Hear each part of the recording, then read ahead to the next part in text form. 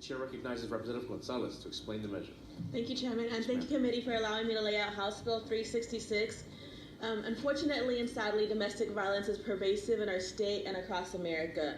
74% of all Texans have either themselves or a family member and or a friend experience some form of domestic violence. Moreover, the link between domestic violence and mass shootings cannot be ignored. As we've heard in previous testimony, there is a link between all of these issues, whether it's emotional illness, mental health, and school safety. With 54% of the mass shootings in the United States, the perpetrator also shot a current or former intimate partner or family member. If we're going to talk about mass shootings, we must address domestic violence. HB 366 seeks to address the issue by directing the State Board of Education to adopt research-supported curriculum standards to provide students with life-saving education on age-appropriate, healthy relationships, healthy life skills, and effective communication. Primary prevention strategies like healthy relations curriculum introduce new thinking processes, coping methods, and relationship skills that promote healthy, non-violent relationships. Data from evaluations of this type of curriculum programs report increases in knowledge about dating violence, positive changes in attitude, and self-reported decrease in the perpetuation of violence. By requiring the SBOE to adopt curriculum standards for healthy relationships in education, we are taking an important step towards combating violence in our state. We made a couple of changes in the committee sub. Did we lay out the committee sub? We did. Okay, sorry.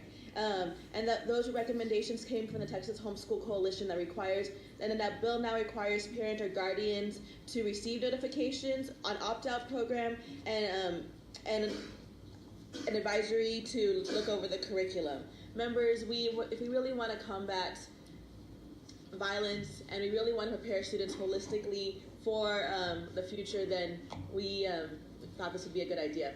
And with that, I'm open for any questions, and I reserve the right to close. Thank you very much, members. Any questions for Representative Tellerico? First, Representative Gonzalez, love this bill. I think it's so important. Two quick kind of operational questions.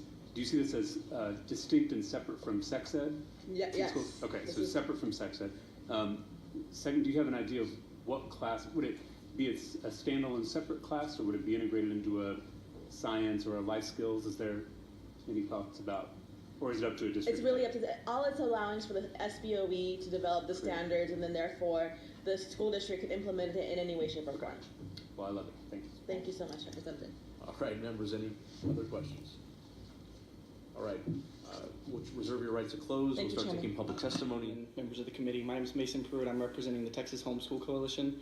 Representative Gonzalez, we've worked closely with their office over the last weekend to kind of get some language into the committee substitute to address many of the concerns that many of the men and women testifying have brought up about the parental concerns, the opt-out, and then inside of that also some current concerns about whether or not there would be any punitive measures taken against students if they were to be removed from the program, or if the parents would have a way to appeal a complaint against the school district if they were not notified of the course. And we made sure that there was some very specific language inputted, and in fact it was directly taken from the process from, I believe what they've referenced as SHAC, from the sex ed statute, and that same process of requiring that a notice be sent out prior to the beginning of the school year that this course would be added to the curricula, and then outline where they can find the curriculum to review it. And then also I believe, and you can correct me if I'm wrong, Mrs. Gonzalez, that there is a clarification that the parents can even have a communication with the board of directors and the committee to address parts of the curriculum to make changes if they feel as if that's necessary.